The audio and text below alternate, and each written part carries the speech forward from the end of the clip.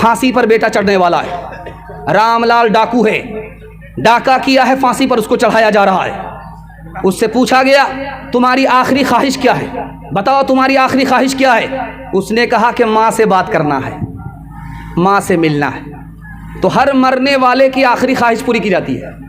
उसकी माँ आ गई, बेटे ने कहा अम्मा मैं राज की बात तुमसे करना चाहता हूँ, कान को मेरे सामने करो। कान को जैसे ही मुंह के सामने किया, बच्चे ने दांत काट लिए, कान में दांत काट लिए। अब जल्लाद ने कहा कि कितना बेशरम लड़का है, मरने का वक्त है, माँ के कान काटता है। कहा कि पूछो मैंने माँ के कान क्यों काटे, जब मैं चोरी डकैती करके आता था ये माँ मेरे कान के नीचे तमाचा नहीं मारती थी बल्कि मेरी पीठ ठोकती थी, इसी वजह से आज मैं फांसी पर चढ़ रहा हूं। अगर उस वक्त कान के नीचे एक तमाचा मार देती तो मैं चोर डकैत नहीं होता। तीसरा चौथा नमूना आपकी खिदमत पे तेजी के साथ निकल जाएगा। बीवी ने शौहर से कहा मेरे कान खाली खाली हैं, अच्छे नहीं लगते। तो शौहर ने कहा क्या मतलब है तुम्हारा। तो कहा जेवर पहना दो।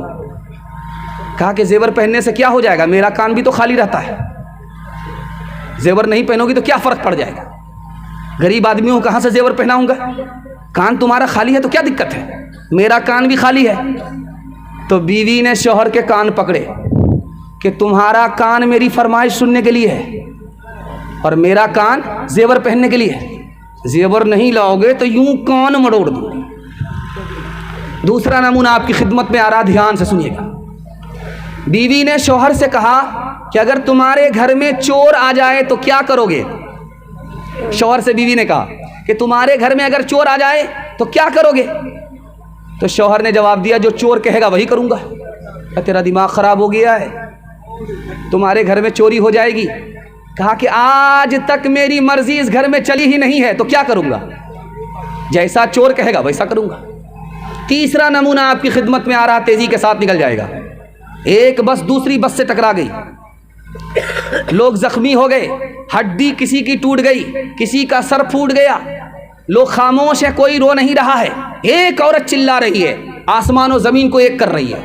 उस औरत से पूछा कि तुम्हारा क्या नुकसान है, इतने सारे लोग, सर फूट गया, पैर की हड्डी टूट गई, ये लोग खामोश हैं, कुछ नहीं बोल रहे हैं, तू इतना क्यों चिल्ला रही। कहा मेरा सबसे ज़्यादा नुकसान हुआ है, मेरी उंगली कट गई है, मेरी वो उंगली कटी है जिससे मैं शौहर को नचाया करती थी। दो तीन मिसाल आपके सामने और रखने के लिए जा रहा हूं, इसको बहुत ध्यान से सुनिएगा। समाज को मैं आपके सामने लेकर के आ रहा हूं, समाज की औरतों को आपके सामने आईने की तरह दिखा रहा हूं, ध्यान से सुनिएगा, बहुत तेजी के साथ निकल जाएगा।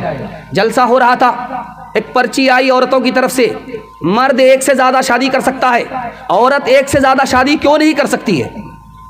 औरतों के पिंडाल से पर्ची आई, जलसे में पर्ची आई कि मर्द को एक से ज़्यादा शादी की इजाज़त है, औरत एक से ज़्यादा शादी क्यों नहीं कर सकती। तो उसका जवाब उसी के हिसाब से दिया गया कि अगर एक से ज़्यादा शादी करेगी औरत तो 2 शादी करेगी तो 2 सास मिलेगी, 3 शादी करेगी तो 3 सास मिलेगी, 4 शादी करेगी तो 4 सास मिलेगी। अब तुम इसके लिए तैयार हो कि 4 सास तुम्हारे ऊपर मुसल्लत होगी। कन्ना बाबा इस्लाम ने बहुत अच्छा किया, एक ही सास तो बहुत बड़ी अजाब है, बहुत बड़ा अजाब है, बहुत बड़ी मुसीबत है। अब उसको समझ में आया, जब ससुराल से बेटी मैके आई, सारे घर की औरतों ने घेर लिया। औरत से पूछा कि बेटी तुम्हारा शौहर कैसा था, माशाअल्लाह। तुम्हारे ससुर कैसे थे, अल्हम्दुलिल्लाह। कहा तुम्हारी ससुराल कैसी थी, तो बहुत अच्छा, सुभान अल्लाह। अब पूछा कि तुम्हारी सास कैसी थी, कहा इन्ना लिल्लाह, जल्ले तू जलाल तू, उस बला को टाल तू। माँ समझ गई कि शौहर पसंद है, ससुराल पसंद है और ससुर पसंद है, लेकिन सास पसंद नहीं है। तो माँ होती है, बेटी को अदब दिया। कहा बेटी एक बात बताओ, तुमको सब पसंद है, सास पसंद नहीं है, एक बात बताओ, तुमको मैके से जो ससुराल ले गई थी कौन ले गई थी। कहा मेरी सास आई थी, मुझको देखा सुना था, पसंद किया था, अपने बेटे से मेरी शादी करा करके मुझको ससुराल ले गई। तो माँ ने कहा बेटी अब इंसाफ से बताओ, अगर सास ने ये एहसान नहीं किया होता तो तुमको इतना अच्छा शौहर मिलता, इतनी अच्छी ससुराल मिलती, इतना अच्छा ससुर मिलता, नहीं मिलता। अब बेटी को समझ में आया कि सास बला नहीं होती है, माँ से ज्यादा होती है या माँ के बराबर होती। 2-3 मिसाल दे रहा हूँ, जल्दी से ख़त्म कर रहा हूँ, ध्यान से सुनिएगा। अभी पहले ये होता था कि मुसलमान लड़का गैर मुस्लिम लड़की को लेकर के भाग जाता था, ये भी गलत है। उसके बाद ये होने लगा कि गैर मुस्लिम लड़का मुसलमान लड़की को लेकर के भागने लगा, ये भी गलत है। अब क्या हो रहा है आपको सुनाऊंगा, आपका कलेजा मुंह को आ जाएगा।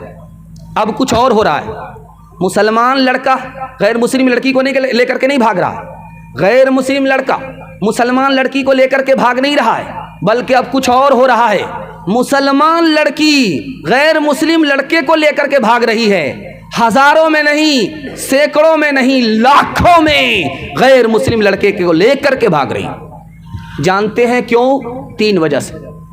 पहली वजह क्यों लेकर के भाग रही है?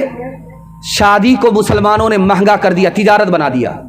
जाहिल है, अंगूठा टेक है, पंजाब काटता है, साइकिल चलाता है, मोटरसाइकिल चलाना भी नहीं आता। उसका बाप डिमांड करता है बुलेट दे दीजिए, क्या फ़र्क पड़ेगा? डबल पलंग दे दीजिए, क्या फ़र्क पड़ेगा? बच्चे वाली भैंस दे दीजिए, क्या फ़र्क पड़ेगा? सब कुछ बेटा को मिला, इस बानर बाप को कुछ नहीं मिला। फिर भी ये वकील वकालत कर रहा है, दूसरे की दुनिया बना रहा, अपनी आखिरत बर्बाद कर रहा है। शादी को इतना महंगा किया, इतना महंगा किया कि मुसलमानों की गरीब बच्ची गैर मुस्लिम को लेकर के फिरार हो गई, उसकी आबरू अलग गई, उसका ईमान अलग गया। बाप जिम्मेदार है तो ये पूरा समाज जिम्मेदार है। दूसरी बात, मुसलमान लड़की गैर मुस्लिम लड़कों के साथ भाग रही है। क्यों भाग रही? दूसरी वजह, हम आंख बंद करके अपनी लड़कियों का दाखिला स्कूल में कर देते हैं। उस स्कूल में करते हैं जिसमें लड़के भी पढ़ते हैं। हमारी लड़की इश्क मोहब्बत के चक्कर में पड़ करके गैर मुस्लिम को लेकर के भाग गई।